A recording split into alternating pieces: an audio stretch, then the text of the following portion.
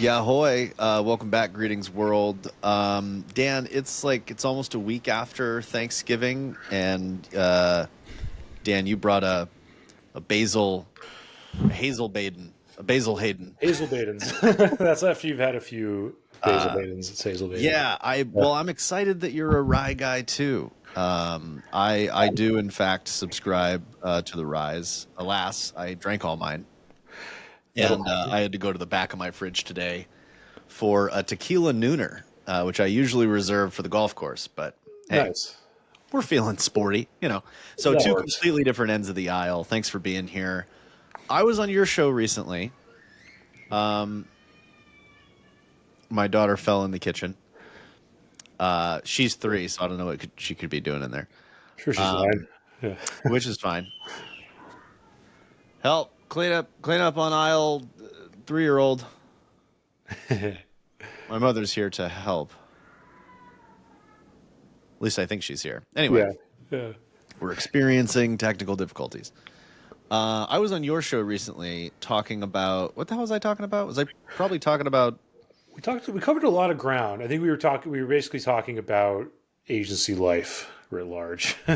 Cool. Yeah, I probably, growing client accounts and a bunch of other stuff that blows my mind. What do you want to talk about today? Yeah, I'm always game for anything. I think that what I'm ostensibly equipped to talk about is agency and new business and prospecting and getting meetings and all that good stuff, but can cover other things too. I was just ranting about that into my computer for tomorrow's video. Yeah. Because I'm like basically, I've had one rule with my own marketing and outreach, and that is never to use automation. Yeah, I think that's a fair way to play the game. Well, like it's an Yeah. extreme way of doing it, but I think it's insulated me from all of these bad habits that results in just like complete disconnectedness I from your think buyers. that I don't blame you for that, and I definitely sympathize. The way that I've seen it personally is almost like a spice, like a salt, or maybe even a weirder spice like cayenne. Like it has its place, but you can definitely overuse it. I like salt. Yeah, No doctors are going to war against cayenne or that's sugar. You know what? I'll go with sugar. yeah, I'll one up your salt. It's like sugar. that's good. Yeah, Everybody uses it. We pretend it's okay, but it's an epidemic. right. And I also think with so much noise, there's like advantages and disadvantages. It's obviously things are a lot harder, but also the bar is lower for doing anything authentic or different, right? So I think that for those people that are willing to eat like yourself, either use less automation or just be more authentic. Like for us, it's looking at commonalities, looking at prospects that already share something in common with our clients. Hmm. That's working because most people are trying to do the mass, let's scale from 0 to infinity in 5 minutes sort of play. Yeah. Yeah, like for example, today, somebody followed me, and they're the CEO at my agencies that I love, 20 to 70 people. So they got enough to be dangerous with. And I clicked the follow button, and then I clicked the connect button. And then I used my keyboard and I wrote them a message based on what I saw. And I said, hey, you guys have grown pretty quickly in 8 years. You're doing pretty well. Now, no, that message cannot be automated. So to your point, I got a great response. We're meeting later this week. So the point is that you can't automate that message, and when there's so much automation going on, I think we as humans very easily detect when there's another human being on the other end, Right. and we're like, ooh, this is different. I don't know what it is, but I'm Yeah. pretty sure that's Max, and I'm pretty sure I'm blown away that an actual human being is reaching out to me. So I do think you're right. It represents an opportunity, but it's like when everyone's being rude, the one person being nice like really stands out. Yeah. Nice or just human. And that's one of those words that gets overused, but so I'll make it more specific. It's like, would you send this email to somebody that you've met before, like at a conference or whatever? Oh, I love that. Yeah. And at the end, and for most, if you look at like 99% of the AI based tools and the fake videos, it's like you would never send this video to somebody you've met, right? You might write a 2-3 line email to somebody you've met and talking about, hey, here's what we're up to, but not that. Yeah, I love that. Okay, so note to you, watcher, listener, however you identify, would you send that email to someone that you've met? I love that exercise. People have asked me to help them write LinkedIn messages. I'm not a professional, but like I have a really good rate of response because I literally sit there and write the message. So I don't think I'm like proficient at the message. I think I'm just consistent at actually writing it. I think that's half the battle. But if I'm helping somebody write a message, the thing I'll do is I'll have them actually pull up somebody's profile, yeah, and instead of writing it in a template in a Word document somewhere and then copying and pasting it to a real person, I'll have them actually pull up that person and write the message template in that, knowing that they're going to have to press send at the end. yeah. I And think and that's you'll big, see people, they'll start to write it and they'll go, oh, I'm stuck. And then they'll go to their actual profile right? and they'll look at, oh, you like babies too. I just, hey, Dan, I just, I have a 6-year-old too. I just love your, they'll like accidentally get human about it. Right. I think that helps a lot. I was just talking with Adam Robinson, who was on our show, who runs RB2B, and he basically talking about the power of like what they're doing is they're piping website visitors into your Slack from LinkedIn. But we're talking about how like the power of just having that human face in front of you makes you do things differently, right? And keep Wait, track hold of on, hold on, people. hold on. Pause. Yeah. What did you, what is it doing? Oh yeah, it's Piping cool. website, you said piping website visitors to Slack through LinkedIn. Then you Yeah, and broke my, they're not paying my me anything. Don't worry, I'm not like in an affiliate partnership with them. But basically, like they're you put some code on your site, and then it's syncing it up with the database, and then they're piping in um, people that are visiting your site with like with a full LinkedIn profile. And it doesn't get everybody. It's definitely US centric, Hmm. but it's a cool little tool. So there's a little pro tip Send it to slash me hack later because for I still everyone. have no idea what you're talking about. But I'm with you. Yeah, it's basically just like the website visitors on your site. It's just syncing their LinkedIn profiles and then giving them to you. The anonymous website visitors, the so-called anonymous visitors. Oh, Yeah, so yeah, they're it's data. What's it called? Data enrichment. yeah, in a Love way. that. Love Yeah, that. I'm a fan of anything automated that does not include client communications, like data enrichment. That use case that you're talking about, yeah, amazing. Like pool the data, put it in front of a human being. But when it comes to writing the message, when it comes to using that information to make a connection, I'm human being 100%. yeah. And it's funny because like we're having so much AI shoved down our throats, and it has its uses and everything. But it's like a lot of the times, like what I've seen in the agency world is like marketers are using it as an excuse to like turn off their brains, to like turn off like the creative energy that got them to the dance and like have them build their agency. And now they're just like, well, I don't need to do that anymore. But the thing about AI is we all know it's based on a data set that exists in a different dimension, which is the past, right? And we all know that like for marketing and sales, for anything to work, it's always an effect where you're like going to where the puck is going to be, right? Or paintball or football, whatever I like played sports hockey metaphor. and paintball, so it's weird that we got all those in one sentence. Right. No, I knew the paintball thing. That's why I Yeah, I was a mentioned that hockey one. I didn't player. know about hockey though. Makes sense. You're up north. You're in Before I got Boston. out of shape, I played hockey Yeah, yeah.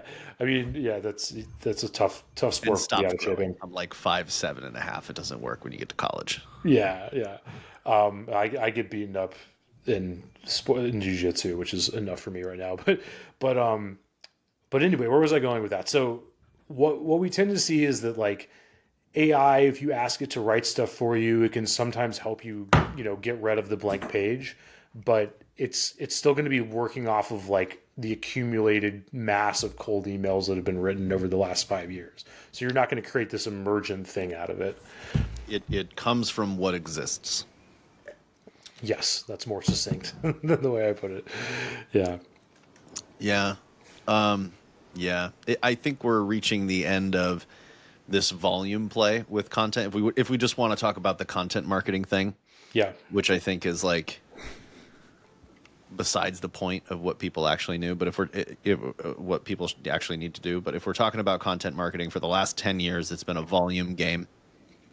I'll tell you what happened. The software companies, MarTech software companies, needed agencies to push their product. Agencies needed service revenue, so they needed to create a currency, and that currency was content.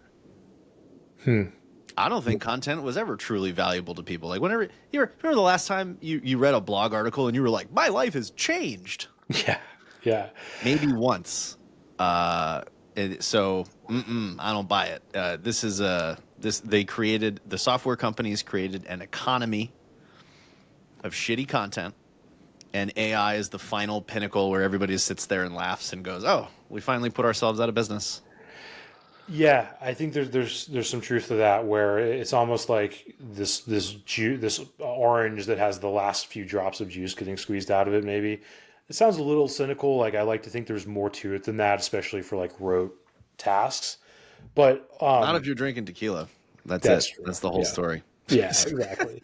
But before I lose this thought, I agree with what you're saying, because I've always sort of thought like, hey, you learn so much more in like one 30-minute call with an expert, even if it's a sales call, even if you get somebody that just shows at a bare minimum they know your space, and you can trust them at least a little bit. Even if they have something to sell you, you're learning more in that 30 minutes than you are in the next 6 months of reading content most of the time. And I think that, a lot of the B2B world functions in that way. But it goes against what a lot of people are selling. That's nothing against content. Like we're doing content marketing now, I suppose. Right. But Oh yeah, I we're mean, also look, drinking I still, stuff, but look, if I just sat around, that person that followed me in my previous story, the one where it was so easy to book a call with them, sure, I had to create some content to get them to follow me. And if I reached out and said, "Hey, we should talk," and I didn't have content, if I didn't talk the talk, if they couldn't look at me in my eyeballs and see that I'm just kind of a charismatic, like I don't really know what I'm talking about person, like that lowers the barriers, it adds credibility. All those things need to happen to get the call. But the epidemic out there is that people are like, we'll create it and they will come. right. Nobody picks up the phone. Nobody presses the follow button. Nobody presses connect and writes a note. We're so close. To your point on the website, like they visited us. We have enriched the profile. We know exactly who it is. And I guarantee you that everybody using that seemingly cool piece of software that you're talking about, they're not then going to the LinkedIn profile and sending a message. They're going, "Where's the? Can I add a tool set where I can automate a message to everybody that just finished my?" So it's like Yeah. they're not getting it.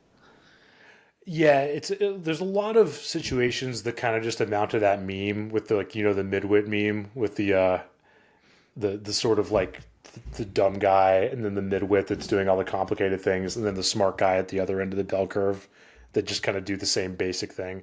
We'll have to I track haven't seen that. that, but there's Anyway, another meme I'm thinking about. yeah. No, I mean, I think it's interesting because I think a lot of this stuff amounts to like agencies are now having to do all the stuff that every other business has had to do, when maybe before they didn't have to do that, because it's like, hey, you'd have this handful of accounts that would keep you on for years at a time. And now it feels like a lot of it's like, you really kind of have to just have the same best practices that every other business has had for years. Yeah, like talk to your customers. Talk to your customers, do sales as if it's eating healthy and going to the gym and consistently, and Yeah. maybe you have the books in order and so on. Okay, we were gut check. We were what were we talking about? What were we supposed to talk about? Were we just supposed to beat up on content marketing? Because I could do that. I don't know if we are supposed to talk about anything, but we can talk about Outbound. I can talk about what we're seeing there. Well, Yeah. here's where my mind has gone to in general, and I see us doing the same thing on two different sides of the fence. You got everybody screaming revenue out there. Agency world, they're all screaming revenue. They're in pain. My follow-up question to like an angry CEO who's like, we need to hit this number no matter what, and like they're getting pressure from the investors. My question is like, okay, you got people that are incentivized to make new sales, right? They're your sales team. Like, yeah. Okay. who have you incentivized to grow your client accounts? Right. Is there a number that we're trying to hit? Is it even part of the plan? The answer is no, no, and no. So that's what I rant about. I probably ranted about that far too much on your show. Tell me what's going on in like new logo land, because I just sort of blindly beat up on it, knowing that someone else like you is going to take care of that. Yeah, totally. I can rant about that. So I think the new thing, or the thing that has to change for most agencies, is becoming sales driven organizations. And by that I mean focusing on the whole life cycle and all the things that have to happen between like A and Z. And what we tend to see is that most agencies, if they're used to referrals and only talking to people when they are solution aware, are used to talking with people only at like stage W and stage X and stage Y. So the Yeah. 5% of the market that's all the study, the whatever, you pick up a consultancy study thing and it says 5 people are in market to buy, Right. and the other 95 are like your ICP. They're ideal, but they're just chilling. Like they don't have an initiative that relates to you. They're not ready to buy. Right. So a lot of it is getting the agency quote unquote sales team, used to talking with people at earlier stages, and not just used to it, but like enjoying that and like considering that a win, and then nurturing people and so on. And I think that like it used to be that maybe that was kind of sort of sustainable to be like, I'm only going to talk to people when they're in market to switch agencies or hire an agency. But what we're seeing is like the whole world is getting more specialized, right? So you're not like going to be this jack of all trades agency anymore. You're going to be whatever, ideally vertically specialized, the fintech agency, the CPG, I mean, if they growth open their stage ears agency. and listen to someone like us, they're going to specialize. But let's be honest. Well, or you could go the other way too, but I think that things are trending towards specialization. So I bring that up. We're like kind of a broken record about the specialization stuff, but I bring it up because if you now only want to talk to people who are ready to buy, and also you want to be specialized, like you're going to have nobody left to talk to, Yeah. and at that point, the people that you do manage to talk to that might talk to you because they're looking to hire an agency are going to hire the organization that built the relationship with them like weeks, months, years prior, right? So No, like trust. Yeah. exactly. So it's back to know, like, trust, and getting used to enjoying the process, and getting used to enjoying the process of like helping and teaching and doing all these things maybe like months before somebody's ready, or maybe they're not ever ready and you're just talking to them anyway because that's helpful to you and them, right? Well, but that's a good thought exercise, right? Like, what is the value? Hey, salesperson or marketer. Salespeople are just marketers that talk, I think. Yeah. In some ways. Yeah. Anyway, that's sort of a polarized thought. But anyway, uh, I forgot what I was going to say. Well, Onward.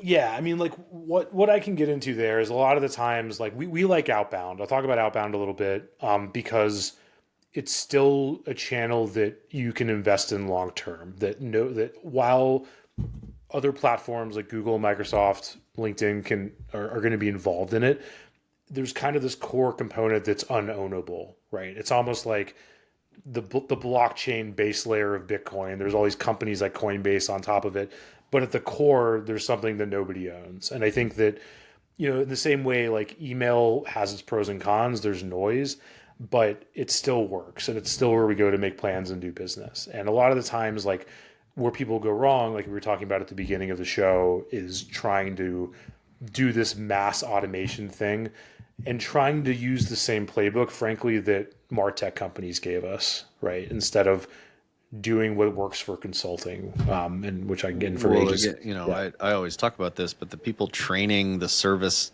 industry, the people training the agencies are the software companies. Right. And I'm glad you It, closed the loop on that, because I haven't heard too many people talking about that.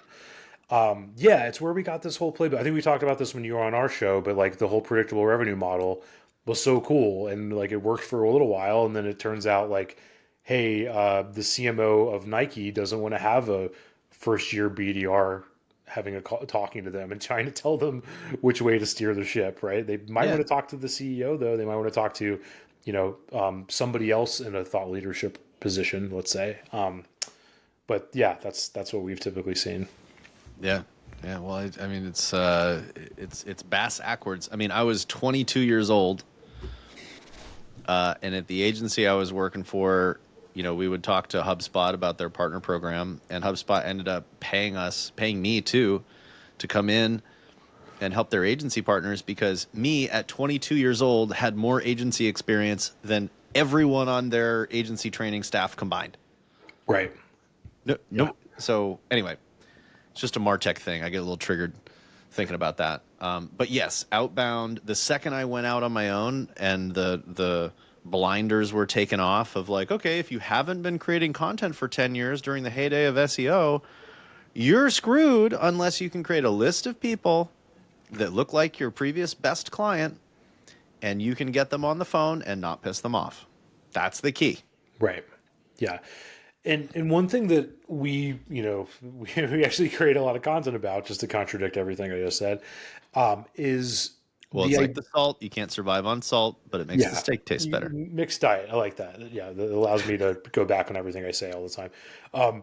But a lot of the times, like the stuff that builds trust and builds proof is more subtle than people think it is. Like, how many times have we gotten the email that's like, "Hey, we helped a company just like yours get a 150 million% ROI, and we'll do the same for you."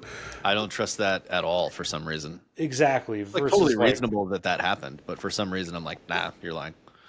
either you're lying, or even if you're not lying, it's just like not good odds. Like, I'm not going to roll the dice on that, right? Like, Yeah. and waste 30 minutes of my time, or buy something that's bad. So in response to that, like what we found anyway is like the way to build trust is a lot more subtle. It's a lot more like, we just wrapped up an engagement with this company that I think you're competing with. Can I tell you about it? And it's like, does that work every time? No, but it works a lot better than the alternatives. And that in these sorts of the fact is, like, the bar is very low. So many agencies, if they're at all vertically specialized, especially the ones that actually have publicly specialized, have so much more to offer prospects than like the next 6 months of research they're going to do. But a lot of it's just kind of like sub communicating that and like giving people the vibe that that's the truth without overtly saying that in so many words, basically. Yeah. So what are the I mean, what are people doing that's working? Like, you get a client. First of all, what do they say to you where you're like, "Yep, that's typical." Like, what's the pain? What's the first interaction as they walk into the doctor's office? They're like, "Ah, Yeah. I blew out my knee." Like, what's the agency equivalent of that when it comes to getting new business? Yeah, it's usually something we hear is like, we're not in control of our own destiny. All the businesses because we know somebody. Most of the business is unpredictable. Or occasionally we'll get people that, not occasionally, often we'll get people that have tried Outbound and just had the worst time with it and it hasn't worked for them. And we look under the hood and it's like the same copy paste template from software company X or from Okay. AI or something Yeah. like So that. Yeah. then the second layer is, what did they do? Like, I talked to Yeah. most people I talked to tried something, right? Right. And so you're seeing a lot of people that did like what, outbound, like email blasts, or are they using LinkedIn? Like, what's the common? Yeah, it could be both. And we also use LinkedIn. We're not against using LinkedIn, but it's usually what we were talking about. It's usually like a fully automated approach. And I think that, again, like automation is a spice. The problem is automation with lack of clarity. Because I think a lot of the times, like, these problems go hand in hand. Like, if you know exactly who you're going after and exactly what they're experiencing and exactly in their exact pain, like, you could probably turn the automation lever up a little bit more than other people. But the fact is, most agencies may or may not have that. They might have like one or two data points from the last couple of clients they worked with, and then they try to do the full automation thing, and then they just get it all wrong and annoy people and so on. So usually what it means is it's good, us helping them get the tech stack right and getting the right tools in place, and then keeping it relatively simple and putting a lot of attention to quality control, i.e., like right companies, right people. I think a lot of the times when outbound doesn't work, it's because people shortcut it, and then you're just sending a message that might have worked to somebody that shouldn't be getting it, and that makes everything go haywire. Yeah. You know what I think would accelerate people doing better things, and it might get worse for a minute, but I think it'll get better. You take your smartest person and you say your salary is 100% dependent on you getting 20 phone calls booked with our ideal clients. Here's the profile in 2 months. Yeah. 2 months, 20 calls, because they're going to run between 1 and 5 automated email campaigns and get zero. And they're going to go, I'm going to get effing fired if I continue to do this. But I don't see responsibility for it at the agency level. I see founder-led sales that dip their toe, and then go right back to right back to referral-led sales. So I don't see them, like, I don't see anybody's job livelihood hanging on, like, you got to figure this out. And I think if somebody's livelihood was hanging on someone figuring it out, eventually they'd pick up the phone like our ancestors did. Or I don't even care if you got to go door to door. Figure out these people's addresses. Send them something in the mail. Get crazy with it. But Yeah. stop automating, because it's just not, like, there's a better use of time for smart human beings that have the experience of doing these things. Yeah. People like you and me, we survive based on the calls that we generate. Right. We are we like we know some shit.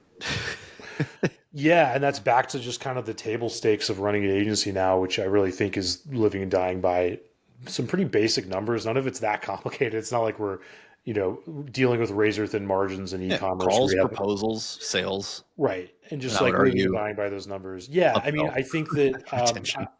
yeah, I agree with the level of urgency you're setting. I think like tactically, a lot of the times, like founder-led sales is just the reality for a long time. Until you have enough of those systems and repeatable processes and frankly leads, like repeatable leads, to support a salesperson. I mean, for me personally, like I'm not a big believer in hiring that salesperson and being like, good luck, you go figure out our value prop and who we can serve. It's like, no, that's the job of the owner.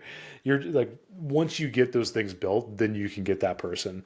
But I think what it really means is, like, for a lot of agencies, just making the owner into the primary salesperson that does like very little else, and then until they can support that hire. Well, I think the key step there is primary salesperson. Most of the time, when there's the founder-led sales situation, Yeah. there's somebody that really knows the service, really knows the product, Right.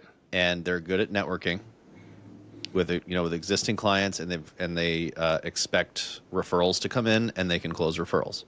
What they do not do is any sort of documented or systematic approach to generating new relationships. They don't do it. Yeah. And With I think that exception, and obviously, you've got some founders that are really right. setting the bar, but for the most part, they're not doing what a commissioned full-time salesperson would be doing. Right. And it's one of those things where it's like you might have to wear that hat for a while till you can.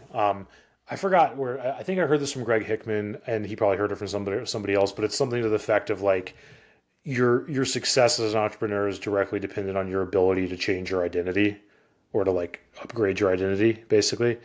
Yeah. Which I definitely believe in. And I think for a lot of agencies, it's like a lot of agency owners, rather, it's sort of like, well, I don't know if I'm the best salesperson. I don't know if I can do that. And it's like, well, you might not have a choice. You might have to do that for a while. Yeah. And I'm a big fan of the bet. I mean, the only way I know how to lead is to do. Yeah. That's my only style of leadership. Like, I can't really explain it. I'm going to go do it. You observe. Huh? How about that? And it works for some and whatever. But yeah, I think that if you're really going to know your business and like your ability to delegate, it almost goes hand in hand with your understanding of that role. Right. Like the CEO of McDonald's or whatever showing up and working the fry-later for a day. Yeah. Like, you gotta know it in and out to spot, like, hey, A, this isn't documented. B, the documentation shit. C, we have the wrong people Yeah. in the role. Like, here's what you need to do this job, and then you put someone responsible for finding the people and making sure they do the job. So that's leadership. But yeah, the founder-led sales, it's more like founder-led answer the phone for referrals. It's not founder led sales. Right. And I think if you're in that situation, like what it's going to take is just kind of like you're going to the doctor for the first time, like, or and learning what your vitals are. Or maybe the better metaphor is like you're going to the gym for the first time and you're going to figure out how much weight you can lift. Like you might be able to research what an ideal close rate is, but it's not going to mean shit. You're going to have to go figure out what your close rate is on net new people that aren't referrals, whatever channel you're using, outbound ads, whatever. Um, And so then that if you you hire then somebody, hey, here are my numbers. Here's how I'm doing it. If you can do better, you're hired. If right. you can't, then you're not. There Yeah, or you can do you the go. same and then you free up all that time for me. That's also a win, but like at least don't get less. Yeah, Yeah, exactly. Yeah. right. So yeah, no, I agree with all that, and yeah, and other than that, I think the outbound landscape's always changing. Everything's always changing and in flux, and I think that. But the bottom line is like once you have those numbers, you then have something to improve upon. All right. Well, let's get all pipeliney. The lightning round. Oh boy. Let's start with ideal client profiling, and then we're going to go down. I'm going to ask like major hiccups along the way, biggest thing people should know. So let's start like at the very beginning of the funnel, of the pipeline, whatever you want to call it, the waterfall, drippy Yeah. droppies. When people define their ideal clients, where are they messing up? Great question.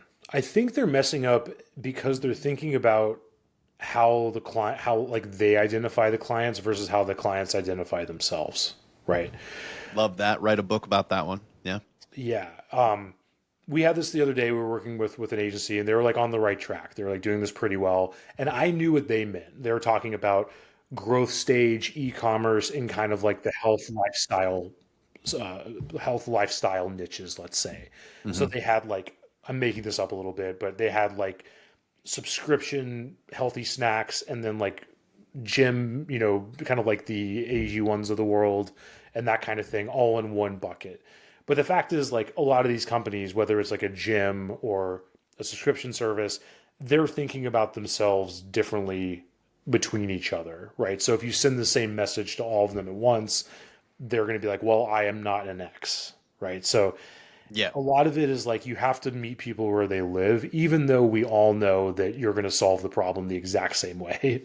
Yeah. But we Like I don't. was talking to someone today. I'm like, oh, yeah, I focus on helping agencies. And they're like, oh, I don't. I focus on user experience companies. Right. I'm like, yeah, that's what I said. Agencies. You're not listening to me? Yeah. Anyway, but like a perfect example would be, you ask somebody to define their ICP and they give you the whole, mid-market companies that want to grow or some bullshit like that.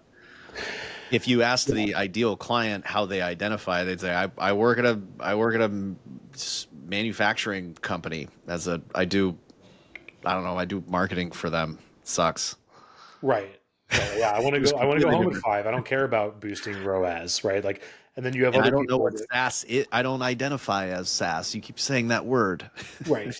Right. Exactly. And I think that like this effort is already very hard when you have one vertical. Like we both focused on agencies and you already just gave a prime Yeah, example of what how that's kind? hard. Right? So imagine having three, four, five, six of those and being No, you able to can't. do You anything might at as well all. just say I work with companies. And you're like, oh, Right. good. I work with We focus on B2B companies. Oh, do you? And are you a human being as well? Right. It's like Right. that really narrows it down. Yeah, exactly. So, um, so yeah, I mean, I think a lot of it is like, frankly, just kind of having the courage to say, like, this is where we're going to focus on, right? Um, what I've Okay, sort enough of, said. Let's yeah, move. Let's cool. move down the pipe then. Okay, ICPs. Go ask your. You know what? Go ask your ideal clients how they identify. Go ask them what they do and write that down. Okay, Right. moving on. Yeah. Getting a conversation. Hmm. Yeah. So there's different ways to do it. The way that we've found to work for us is de-risking the call. So thinking about it as like you're not trying to close any deal, you're just trying to close a conversation, right? So That should affect your copy back Baby to, steps. yeah, Yeah. baby steps back to would you send it to somebody you met at a conference. If you just apply nothing else and just apply that to the tone of your email, you'll be so much further ahead. Beyond that, to get more into tactics and more into the nerdery of it, our hypothesis and our experience is that what will always be valuable is that which is scarce, right? That which is not common. And what's scarce isn't personalization. It's not saying, hey, Max, here's all the shit I know about you. You're in Boston and you like this and you played paintball, versus saying, like, hey, Max, I see you're in Boston. I'm also in Boston. I'd like to go to this coffee shop, maybe not too far from you. I wanted to reach out because I also serve agency consultants and I've worked with your competitors and these other people. We should probably at least talk. Now, will that definitely work? No, maybe I catch you at the wrong time. Maybe you just don't want to talk, but it's more likely to work. And if nothing else, it's more likely to not make you mad at me and hit the spam button, right? So, Yeah, like, nobody's gonna be like, "What an asshole." right, right. And that's Coffee? one of, How dare you? yeah, exactly, I'm exactly. vegan. So, and the fact is, like, you can, like, whether it's fully automated, semi-automated, even just leveraged in some way, even if you just block off an hour for identifying those people with that commonality and you contact 50 of them every few days, that's already like such a better approach to this sort of thing than anything else. Yeah. Yeah. Yeah. There's a semi copy and paste. The equivalent of automation for me is copying and pasting. You still change a little bit of things, but 90% of it can be copy paste. But like if you sit down for an hour, Yeah. find people in the same position at the same types of companies in the same area. If you're going to use that approach of like, hey, we should have coffee, you do it 4 times, and all of a sudden you're like, look, I'm only changing this little piece. I'll make a video of me doing it 4 times for my assistant, and I'll tell my assistant, here's the rest of them. It's going to take you about 2 hours. You know how I would do it? Go do it.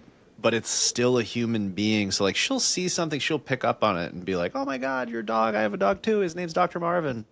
Right. That Golden, stuff and goes a people long are way. like, "Oh my God, this is a real person." I don't even know what they do, but I'll have lunch with them. Yeah, sure. And it's funny because like sometimes people will brush or will like resist that because they're like they think that B2B is different than B2C in that they're like, I'm a rational actor and my clients are rational actors and that will not work for them. And it's like, no, like you're literally creating campaigns that leverage emotion all day for your clients, especially if you're serving consumer clients. It's like, why would you think it would be any different over here? Why would you think these things wouldn't work? The things that piss people off are universal, Yeah. and somebody not respecting you enough to take their time and think before they talk is Right. disrespectful. I'll yes and that with like yes, and especially if it's represented as one to one when it's not. Like we don't really care what about, it's really about like what's the word I'm looking for, congruence or consonance or dissonance. We don't like in music we don't like dissonance. We like consonance. We like the I just triad C realized that major. I forgot what those words meant, to Like be if you hear completely like honest. a dissonant music where like somebody's singing out of tune, you don't like it. You don't know why you don't like it, but it's like in your bones. It's almost like that. Like somebody can send you a marketing email, but if it's obvious that it's meant for one to many, it's not going to bother you, or it might bother you, but like it doesn't necessarily bother you for that reason, right? Yeah, It's the same thing with small outreach. things that you can pick up culturally that you can't really put your finger on it, but you're just like, Yeah. this is spam. Right, right, yeah, if it's representing itself one way, but it's another, right? So I think that's the Ingenuous biggest is the effect. word that I know. Right, right, exactly. But even if like you are sending somebody a one to many email, but you've done enough work to say like I'm, in your neck of the woods, we have these things in common. Here's why we should talk.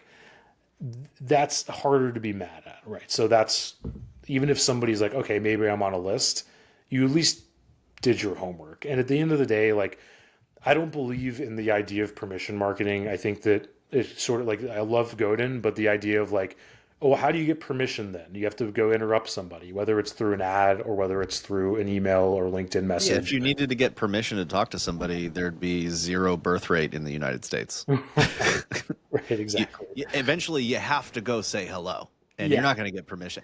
Hi, do I have permission to sit here and speak to you for 5 seconds? No.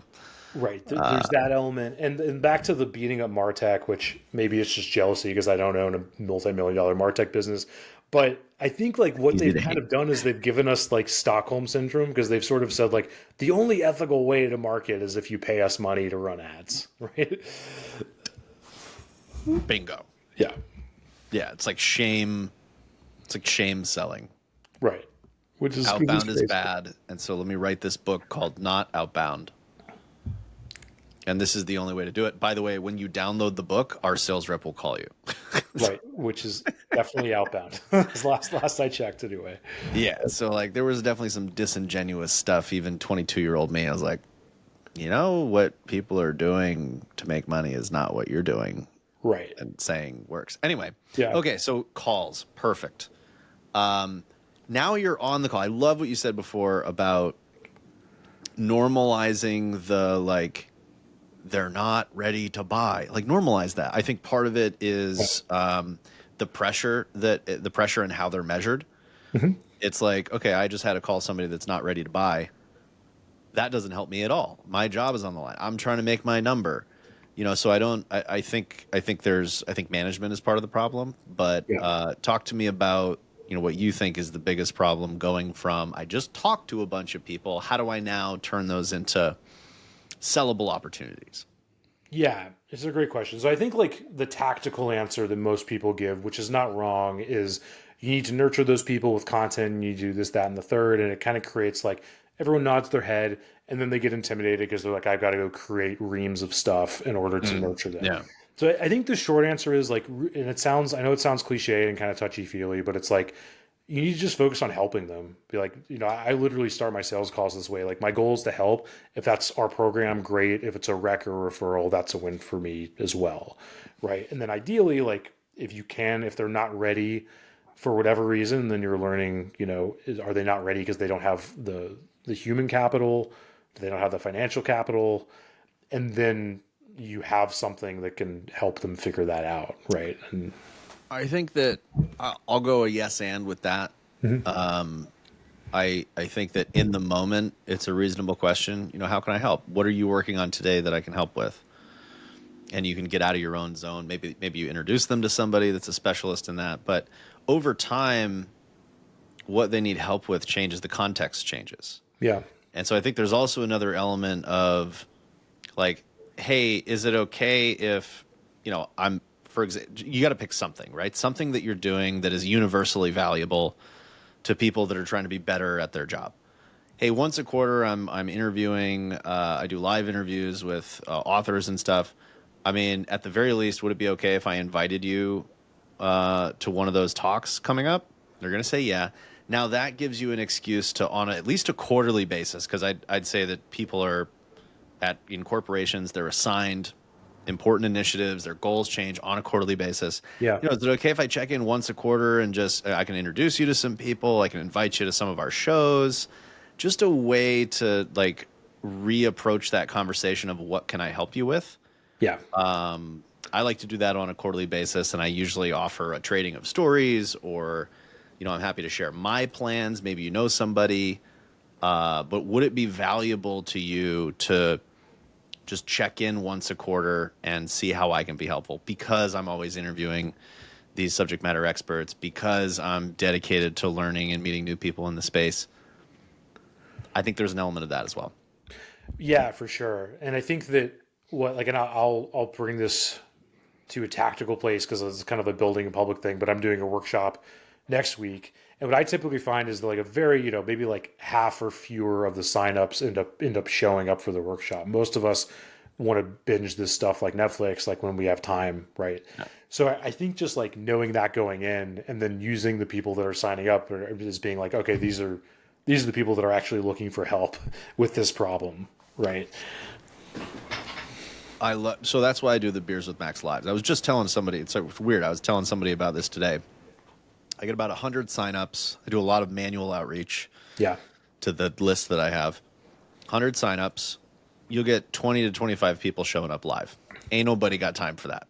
Yeah. But I was telling this person, like, the live workshop is besides the point. Like, it's not even the whole point. Yeah. The whole point is to say, hey, I'm doing a workshop on growing client accounts, and to have 100 people click a button that says, I'm interested in that. Right. It's not about the 20 people that show up.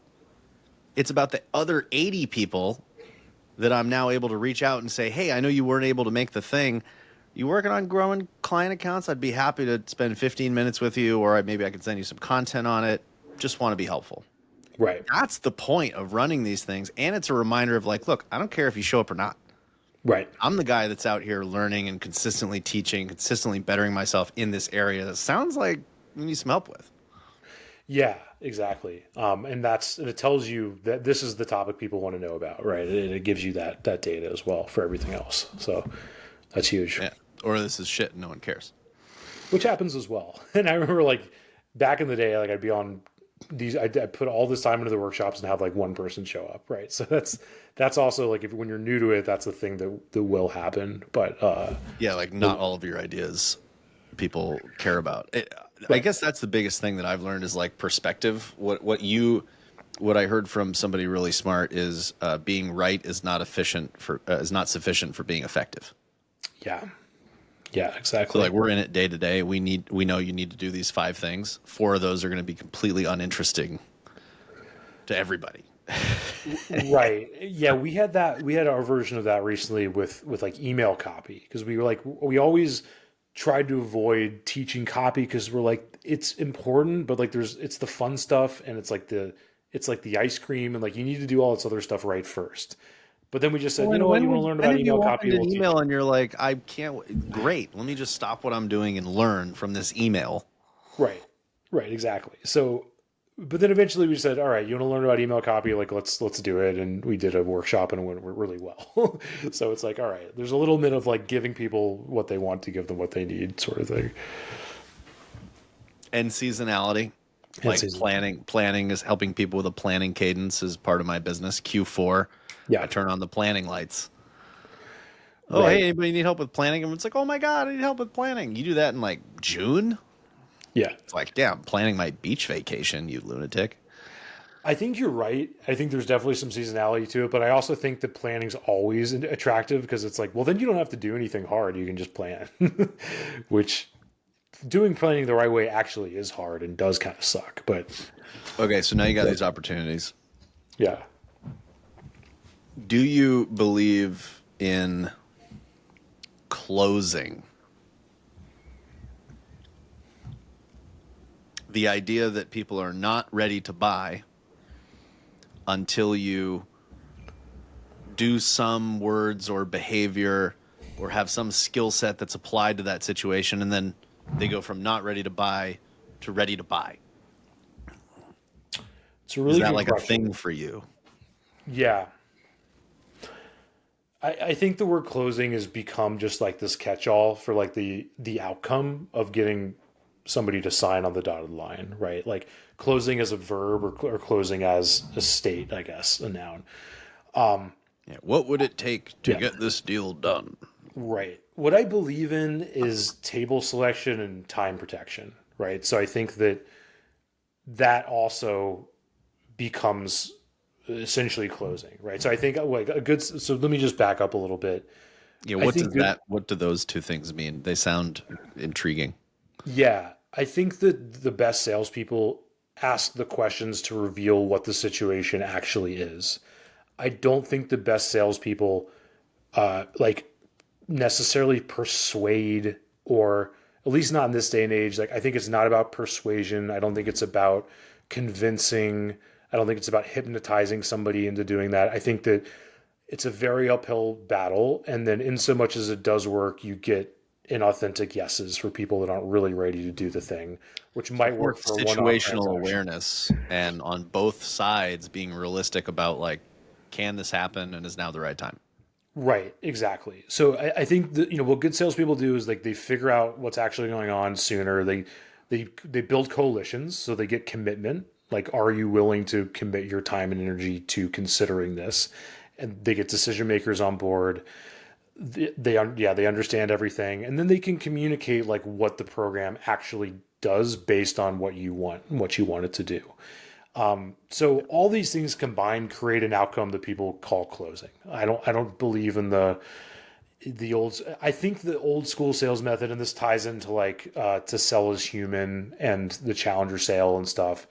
But I think they're from this era where sellers had a lot more information than buyers. I think they're from the bygone era. And now, like, if I'm in a situation where somebody needs to be persuaded to do outbound, I'm like, this is not, you're not going to, like, what you need to do is, like, go consume this content and we'll talk in 3 months, right? And maybe Yeah. it'll work or maybe, but I'm not going to spend an hour convincing you of outbound. Yeah, yeah. Like Right. we just in my world, it's like we just discovered that no one is responsible for growing your client accounts, and it's Right. critical for you to grow revenue. And if you can't make that connection, Right. I don't. There's no simpler way to say that to you. Right. Right. Yeah. Would You're you going to have like to, someone to be responsible for it that you can fire at any time? yeah. I'm your guy. You're going to have to like hold your hand on the hot stove until like you smell your skin burning Yeah, for, but for wait, this there's more. problem. You can also make profit. Right. Right. So Yeah, I was like, look, I'm out of. That's it. Out of things to say. yeah, I'm Okay, ready to- and then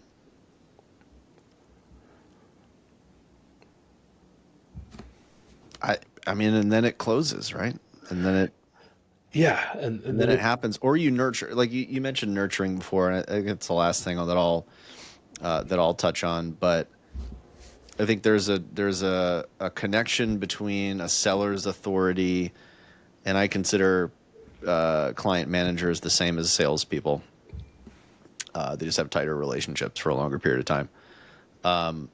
But I consider personal brand to be like directly relevant to your ability, your credibility and your ability to persuade or sell or whatever we want to call that thing that is like, let me help you recognize that you need things from me. yeah, And so the nurturing, like you got to have cool stuff going on. People want to hear from their peers that have been in their situation. So if you're not out there interviewing your ideal clients, at this point, what are you doing? Like you need to learn from them, you need to meet them, you need to build genuine relationships. I don't know why, like you can either interview them, write a book, or do a study. right, right. And I think that, and so like in terms of like the agency model, like I think that another part of table stakes is like perspective. Like you need to have a defined perspective. Like ours is that you have the right to contact your audience, and you can do it tastefully and without over automating and pissing them off. Like that's more or less our perspective. I could probably articulate it better if you didn't make me drink this rye whiskey here. But I think a lot of the times, like for the agencies that have just sort of been referral based doers, they haven't really developed that perspective in terms of like what are the things that you believe are true? What are the things you think are bullshit? Can you put that succinctly? And can you make it true in every situation you serve? As in, like, the verticals you serve, the areas of business that you actually can win in. And if you don't have that yet, then it's kind of like, well, what do you have? Like you're just, you're just completing the work, which is great, but it's becoming harder. It's becoming harder to make that defensible, I think, in a globalized workforce, AI, et cetera. Yeah. You've now got me envisioning the picket sign that says, "You have the right to reach out to your audience." Yeah. You said that in like a defiant moment of frustration just then. I love it. It's like it belongs on a t-shirt. Yeah. I should probably make some t-shirts. If I could go back in time to like the early HubSpot days when I was a reseller, like I would be outside with a picket sign saying, "You have the right to reach out to your audience." Well, and then like I'm not an expert on HubSpot's zigs and zags, but didn't they do that? Weren't they like the content platform, and now they like have out? They're trying to do outbound, or they have been for the Yeah, last few yeah, years. they were an Okay. inbound marketing company. Right. We would create content that was inbound, and there were floors. It was like because I lived near Cambridge and Boston, so I would go to their headquarters. They had entire floors dedicated to people that would pick up the phone and call anybody that was downloading an ebook. Right. Yeah. And I think that So the way that I've like tried to avoid having to eat my own words is just trying to tell the truth. And I think what that is I've never said like inbound's bad or you shouldn't do, like we're literally doing inbound Yeah. marketing right Well, now. the truth is, It's like, ask and you shall receive. right. You have to ask. You can't sit there and Yeah. wait. We're men, I think, not Also, to jump the yes. gun here, but we culturally had to initiate the conversation. Right. Mm-hmm. In a dating scenario. So imagine if we all just sat there and were like, "Oh, we're gonna wait for the women to come to us." Yeah. Bumble tried to do that, and I don't think it's worked very well. I It's remember just being yeah, it when I was doesn't. single. Yeah. Yeah, it's not. Doesn't work. So do your content. Wear your look good. Make yourself attractive, Yeah. but take the hint and make the first. But you got to make the first move. Right. Right. Yeah. And there's a way to do it tastefully. At the same time, there's not a way to do it that will never ever bother anyone. Yeah. Absolutely. Yes, you are going to bother people, and you need to be tasteful. You need to be tasteful, thoughtful, respectful, and you're still going to bother people, even Yeah. if you are tasteful, respectful, and all those things. Right.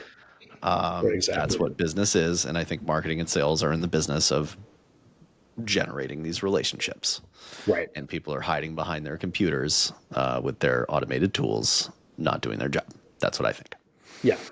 Yeah. The funny thing is, we actually work with lots of clients that are or agencies that are going to events, conferences all the time, and then just kind of like me. So they are getting out there, but they're just not really squeezing as much juice from the orange as they could be because they're not also being deliberate with like setting up meetings before the conference or after the conference or saying we want to do these things at the expense of Yeah, conference. the objective of going to the conference is going to the conference. Right. Right. Seeing what's new out there. It's like, Yeah. yeah. No, you put it this way. I'm going to send you to that conference. If you don't come back with 5 meetings with our ideal clients, you have to pay for your airfare and your hotel. Do you still want to go? Right. Yeah. It's a good way to do it. It makes sense. Yeah. Yep. And if you do succeed in getting into the 5, I'll double the money and I'll just make that a bonus for you. I like that. Yeah, that makes sense. Worst Then case people are like, scenario is "Oh my they, God, you they sell value out. meetings with ideal clients? Why didn't you tell me?" Right. Yeah. Conferences are expensive. Even free conferences are very expensive in terms of time. Yeah. Yeah, but I don't think people are being told the bottom line. Bottom line is I don't need more automation. I don't need more clicks. I don't need more content. I need more meetings with people that are these ideal clients. Right. I don't need more sales. I need more meetings. I need more relationships as a Yeah. leading indicator of sales. This has been a fantastic talk. One more time, Hayden Barrel Bangers. Oh, we got some Basil Hayden's malted rye. Yeah, Good for my father. Hazel Badens. Yeah. Exactly. I love that stuff. It's good What's stuff. the line from Son of a Woman? It's like, it's John Daniels if you know him as long as I have. I don't know that one, but hey, That's I'm always adding to my weekend Netflix it's collection. timeless primary watch. Yeah, for sure. Timeless. Well, mine, if we're throwing those out there, is What About Bob Ah, with Bill Murray and Richard Dreyfuss. okay. I need to I get back mentioned to that earlier, one. my dog's name is Dr. Leo Marvin, Yeah, who is that Richard Dreyfuss' character in that movie. Classic. need to get back to that one. Yeah, that whole era. Doctor Leo. Anyway, for those of you listening, don't binge on Beers with Max while operating heavy machinery. Drop the automation. Do something useful. That's my message for you. You can binge if the heavy machinery is just software, though. I think that's cool. Sure. Right. Go for it. Send a message. Yeah. Cheers.